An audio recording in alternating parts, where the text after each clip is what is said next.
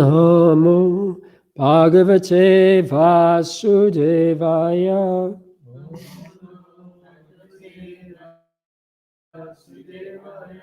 Om Namo Bhagavate Vasudevaya. Om Namo Bhagavate Vasudevaya.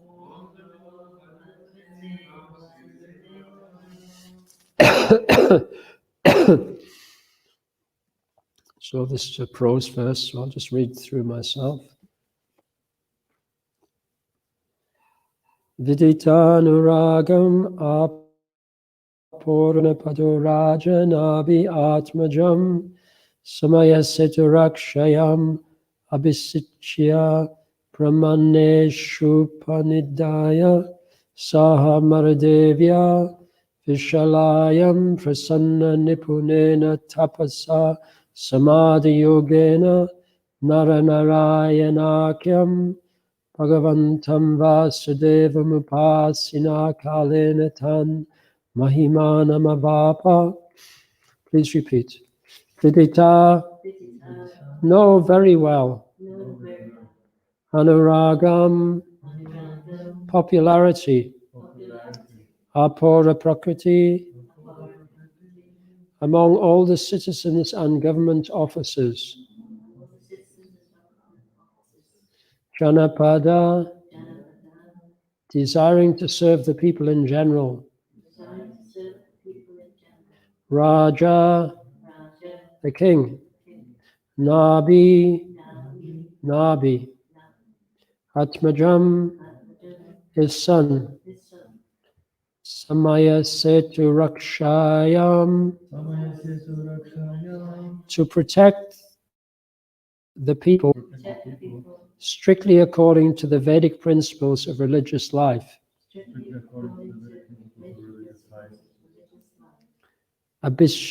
Abhisitya, enthroning. Brahmaneshu, to the learned Brahmins. Upanidaya, entrusting. Saha, with Marudevya, his wife Marudevi. Vishalayam, in Badarik Ashram. Prasanna Nipunena, performed with great satisfaction and expertise. Tapasa, by austerities and penances. Samadhi Yogena, in full samadhi. Nara Narayana Akyam, named Nara Narayana. Bhagavantam, the Supreme Personality of Godhead. Vasudevam, Krishna. Upasina, worshipping. Kalena, in due course of time. Tat Mahimanam,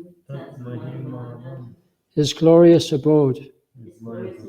The spiritual world, Vaikuntha. Avapa, achieved. Translation. King Nabi understood that his son Rishabhadev was very popular among the citizens and among government officers and ministers. Understanding the popularity of his son, Maharaj Nabi enthroned him as the emperor of the world to give protection to the general populace in terms of the Vedic religious system. To do this, he entrusted him into the hands of learned Brahmins who would guide him in administrating the government. Then Maharaj Nabi and his wife Marudevi went to Badarik Ashram in the Himalaya mountains, where the king engaged himself very expertly in austerities and penances with great jubilation. In full samadhi, he worshipped the Supreme Personality of Godhead, Nara Narayana, who is Krishna in his plenary expansion. By doing so, in course of time, Maharaj Nabi was elevated to the spiritual world known as Vaikuntha. Purport by Srila Prabhupada. Srila Prabhupada ki. Yeah. When Maharaj Nabi saw that his son Rishabhadev was popular with the general populace and the government servants, he chose to install him on the imperial throne. In addition, he wanted to entrust his son into the hands of learned Brahmins. This means that a monarch was supposed to govern strictly according to Vedic principles under the guidance of learned Brahmins, who could advise him according to the standard Vedic scriptures like Manusmriti and similar Shastras. It is the duty of the king to rule the citizens according to Vedic principles. According to Vedic principles, society is divided into four categories: Brahman, Kshatriya, Vaishya, and Shudra. Chatuvanyam maya srishtam gunakarma vibhagashaha. After dividing a society in this way, it is the king's duty to see that everyone executes Vedic principles according to his caste. A Brahmin must perform the duty of a Brahmin without cheating the public. It is not that one attains the name of a Brahmin without the qualifications. It is the king's duty to see that everyone engages in his occupational duty according to Vedic principles. In addition, retirement at the end of life is compulsory. Maharaj Nabi, although still a king, retired from family life and went with his wife to a place called Badarik Ashram in the Himalayas, where the deity Naranarayan is worshipped. The words prasanna nipunena tapasa indicate that the king accepted all kinds of austerity very expertly and jubilantly. He did not at all mind leaving his comfortable life at home, although he was the emperor. Despite undergoing severe austerities and penances, he felt very pleased at Badarik Ashram, and he did everything there expertly. In this way, being fully absorbed in Krishna consciousness, Samadhi Yoga, always thinking of Krishna, Vasudeva, Maharaj Nabi attained success at the end of his life and was promoted to the spiritual world, Vaikuntha Loka. This is the way of Vedic life. One must stop the process of repeated birth and death and return home back to Godhead. The words Tan Mahimanam Avapa are significant in this regard. Srila Sridhar Swami says that Mahima means liberation in this life. We should act in such a way in this life that after giving up this body, we will become liberated from the bondage of repeated birth and death. This is called Jivan Mukti. Srila Viraraghava Acharya states that in the Chandogya Upanishad, there are 8 symptoms of a Jivan Mukta, a person who is already liberated even when living in this body. The first symptom of one so liberated is that he is freed from all sinful activity, apahata papa. As long as one is under the clutches of Maya and the material energy, one has to engage in sinful activity. Bhagavad Gita describes such people as dushkritina, which indicates that they are always engaged in sinful activity. One who is liberated in this life does not commit any sinful activities. Sinful activities involve illicit sex, meat-eating, intoxication, and gambling. Another symptom of a liberated person is vijara, which indicates that he is not subjected to the miseries of old age. Another symptom is vimrityu. A liberated person prepares himself in such a way that he does not take on any more material bodies, which are destined to die.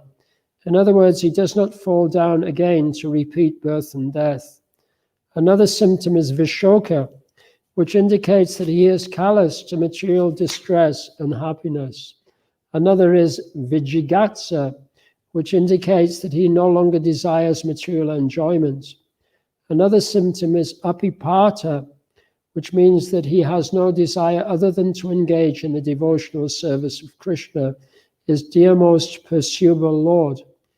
A further symptom is satyakama, which indicates that all his desires are directed to the supreme truth, Krishna. He does not want anything else. He is satya sankalpa. Whatever he desires is fulfilled by the grace of Krishna. First of all, he does not desire anything for his material benefit. And secondly, if he desires anything at all, he simply desires to serve the Supreme Lord. That desire is fulfilled by the Lord's grace. That is called Satya Sankalpa. Srila Vishwanath Chakravarti points out that the word Mahima means returning to the spiritual world, back home, back to Vaikuntha. Srila Shukadev says that the word Mahima means that the devotee attains the qualities of the Supreme Personality of Godhead. This is called Sadharma, or the same quality. Just as Krishna is never born and never dies, his devotees who return to Godhead never die and never take birth within the material world. Om Hagyana Timirandasya Gyananjana Shalakaya Chakshurun Militam Jena Tasmai Shri Gurave Namaha Shri Chaitanya Manobishtam Shtapitam Yena Bhutale Swayam Rupkadamayam Dadati Swapatantikam Vandeham Shri Guru Shri Tapadakamalam Shri Gurun Vaishnavam Scha Shri Rupam Sagajatam Sahagana Raganatam Vitam Tam Sujivam Sadvaitam Savadutam Parijana Saitam Krishna Chaitanya Devam Shri Radha Krishna Padan Sahagana Lalita Shivashakanvitam Shah He Krishna Karuna Sindhu Dinabandho Jagatpate Gopisha Gopika Kanta Radha Kanta Namostute Tapta Kanchana Gaurangi Radhe Vrindavaneshwari Vrishabhanu Sutadevi Pranamami Hari Priye Panchakapatarubhyascha Kripasindubhyevacha Patitanam Pavanebhyo Vaishnavebhyo Namo Namaha Jaya Shri Krishna Chaitanya Prabhu Nityananda Shri Advaita Gadadhara Shivasari Gaura Bhaktivinoda Hare Krishna Krishna Krishna Hare Hare Hare Rama Rama Rama Hare Hare.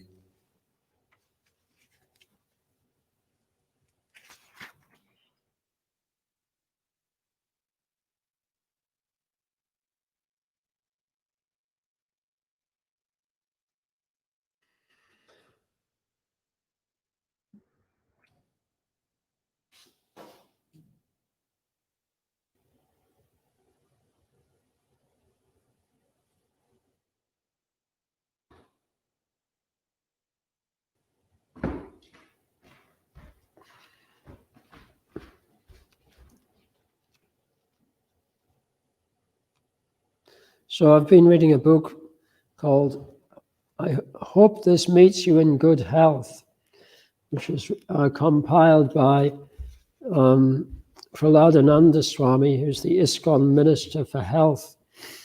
And he's compiled it from letters that Srila Prabhupada wrote to his disciples regarding health, and also some of his own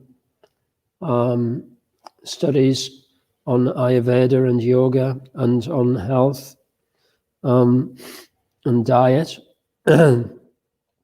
So it's interesting, Srila Prabhupada, sometime, because he was, he was brought up in a Vaishnava family, and at that time,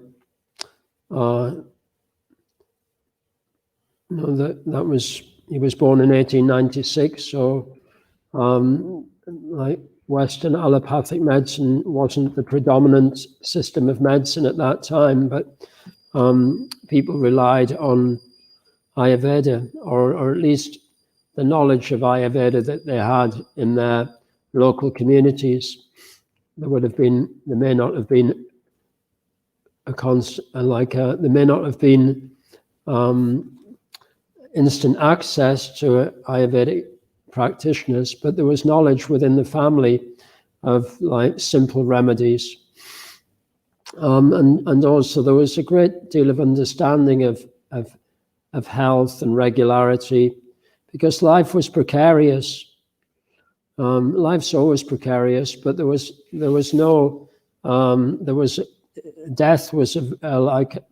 death and disease were not hidden away like there have been until recently in everyday society.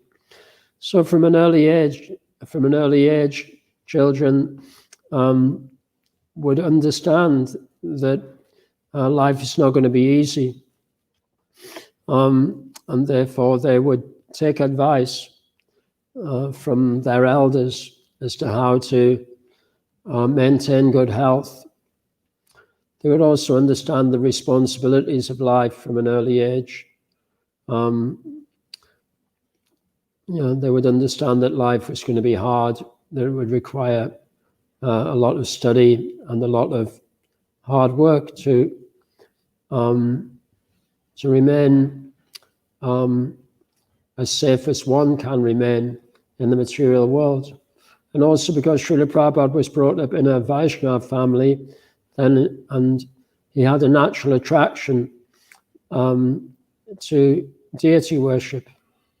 He said that when he was a child, he would go with his sister in front of the deities and stand and like in great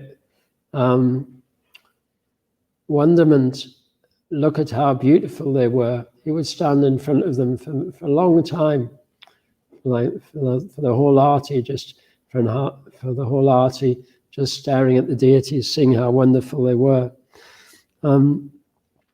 So those of us who haven't had that advantage of a religious, pious, and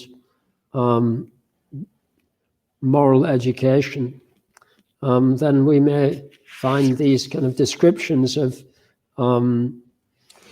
austerity and penances a little bit daunting. But it's very interesting here that it's described, prasana nipunena tapasa, indicate that the king accepted all kinds of austerity very expertly and jubilantly. He did not at all mind leaving his comfortable life at home, although he was the emperor. And so this indicated that although he was the emperor and he had access to like more comfort than we could possibly ever even dream of, still he was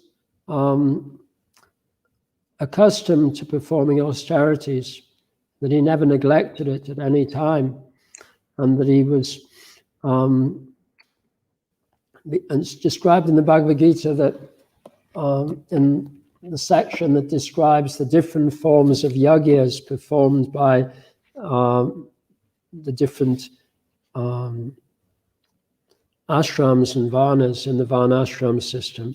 So this is in chapter 4 of the Bhagavad Gita, verses so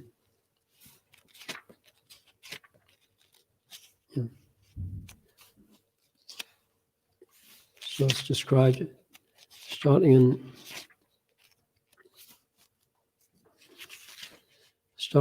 text 25 of the 4th chapter.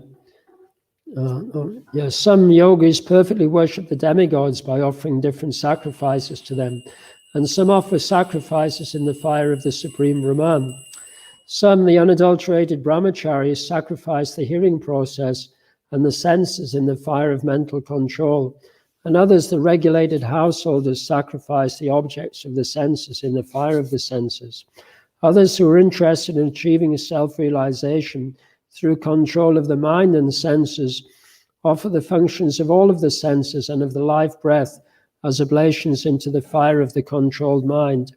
Having accepted strict vows, some become enlightened by sacrificing their possessions, and others by performing severe austerities, by practicing the yoga of eightfold mysticism, or by studying the Vedas to advance in transcendental knowledge.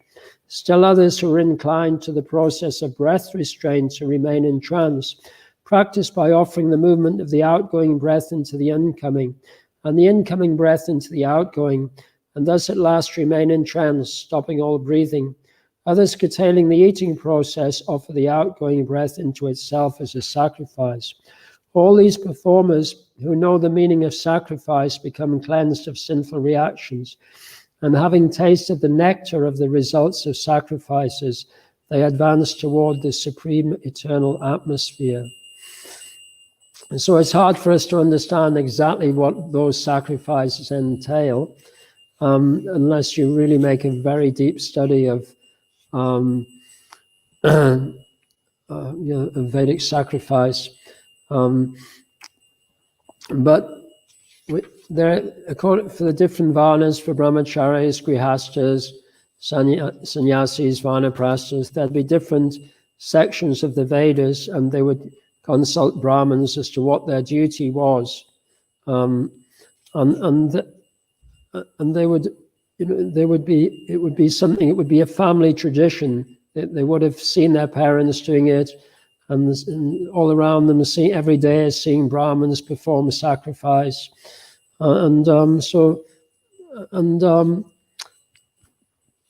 so whether one was situated in one mother was a Brahmin, a Kshatriya, a Vaishya, or a Shudra, there'd be satisfaction in performing one's duty according to the Vedic system. And in this way, they would taste the nectar of sacrifice. So we have this experience when we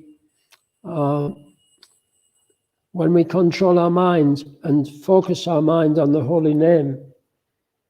We have this experience when we control our mind and focus our mind on discussing Srimad Bhagavatam together, or when we focus our mind and come in front of the deities and actually think about who they are and think about some of the pastimes of the deities.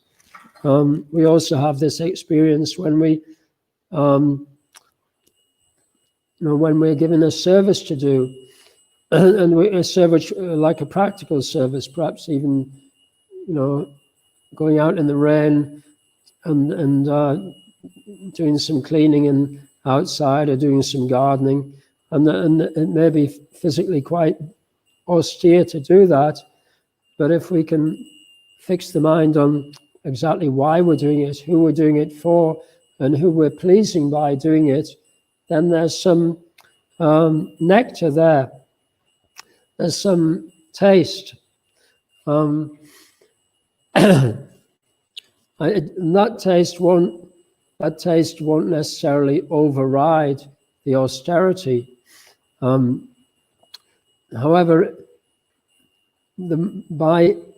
whenever the austerity is there, or when there is difficulty or reluctance to give up, or when there's a reluctance to perform the duty, then that's an opportunity to remind ourselves of the purpose and the result, and to remind ourselves of the good association that we've got from other devotees, and remind ourselves that we're in the community of the temple, which Srila Prabhupada describes the temples as being the embassies of the spiritual world. So, in an embassy, the diplomats in the embassy, they have diplomatic immunity, which means that they're not actually, although they're in the country, like, for example, there'll be an Indian embassy, there's an Indian embassy in London, but the laws of the Indian country exist in the Indian embassy, and the diplomats there, they are not obliged, they're protected from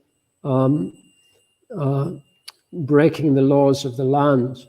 They have some kind of immunity. So similarly, we also have that protection here within the temple. The temple president ensures that we don't break any of the laws of Scotland. He has to take on that. He has to take on that responsibility, and he directs us accordingly. Although on some occasions it may be necessary to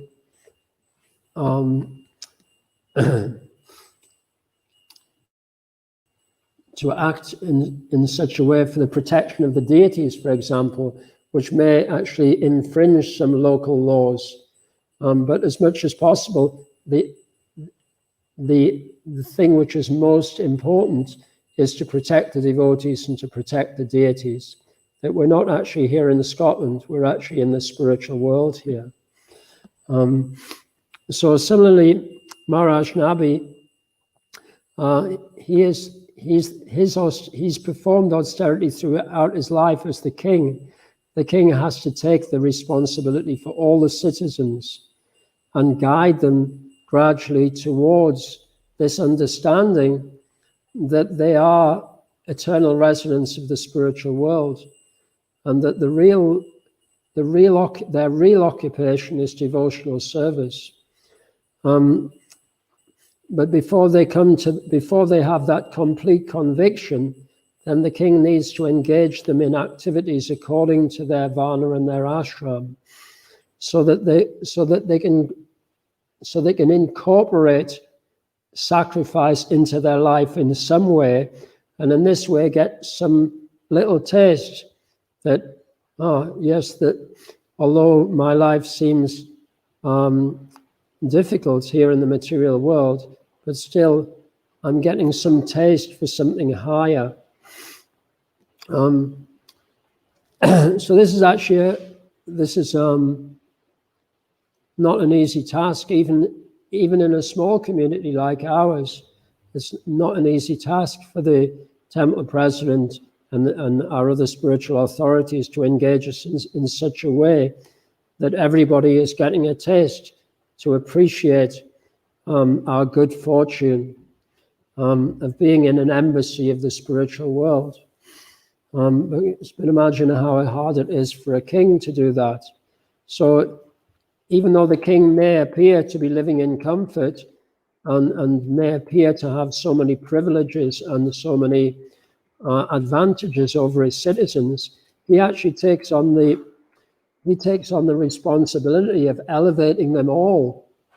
So it's actually it's a very austere position to be in, and therefore the king understands that to maintain good consciousness, then he needs to perform sacrifices throughout his life. It's not that the king just lives in luxury and then at the end of his life goes to the Himalayas. No, he's been performing austerity throughout his life. To go to the Himalayas probably seems like a great relief from having to, look after all of the citizens his whole life. And so also for ourselves, and so we can also feel like that because we all have Srila Prabhupada has given us a very big responsibility, to spread Krishna consciousness amongst all of the citizens, not just the Vaishnava citizens. I mean, I'm sure Maharaj Nabi also had some citizens who weren't Vaishnavas, but it seems like because his son Rishabdev, who's an incarnation of Krishna, was present there, and all of the citizens were very enlivened. It's described that in this verse, actually, it's described that somewhere in the verse, it's described that the citizens were all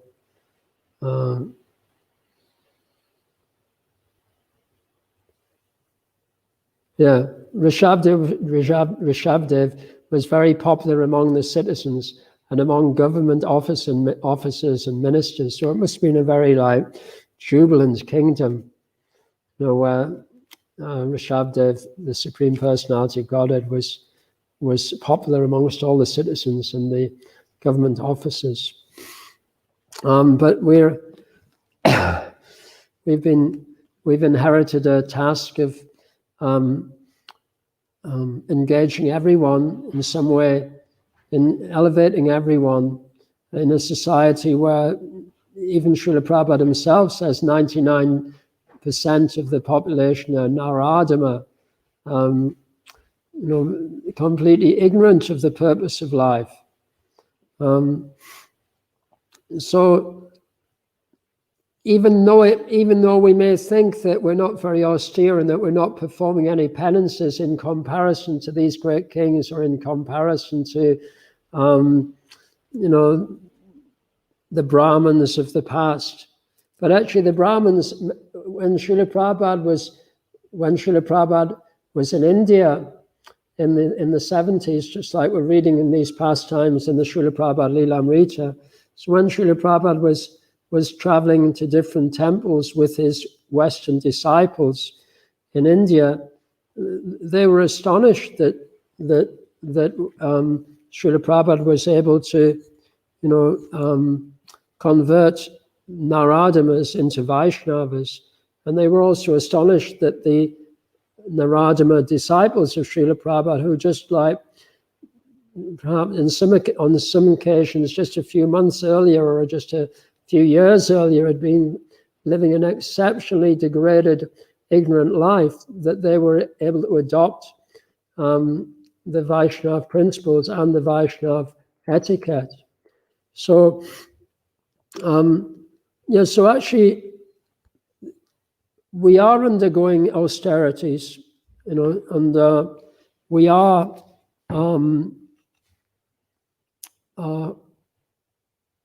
succeeding in representing the Guru Parampara by staying here in this embassy of the spiritual world and performing the different festivals like Kartik, Gaurapunim, Ram Navami, just maintaining this. We're maintaining this for the whole population of Scotland. We've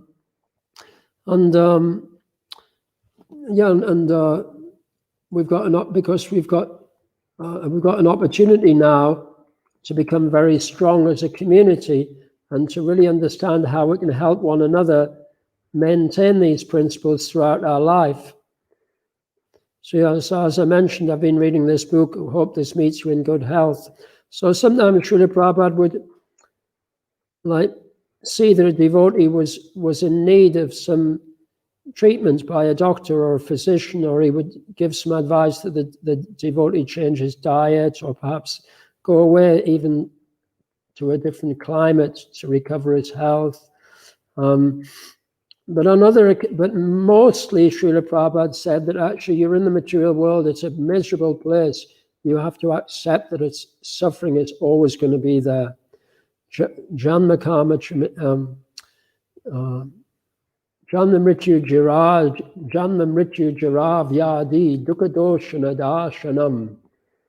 This means that someone who is intelligent understands that the miseries of birth, the miseries of death, the miseries of old age, and the miseries of disease, they're universal. They're everywhere in this material world, and they're going to be everywhere in this material world. That's the nature of the material world. And so therefore, we should try to help each other live in such a way that we minimize the suffering, but also help each other understand that suffering is the nature of the material world. Tukalayama shashvatam, that the material world will always bring about suffering because it's temporary. It's the material energy is constantly changing. So even if we have good health, or even if we find a situation in which we can really thrive materially, it won't last for long. And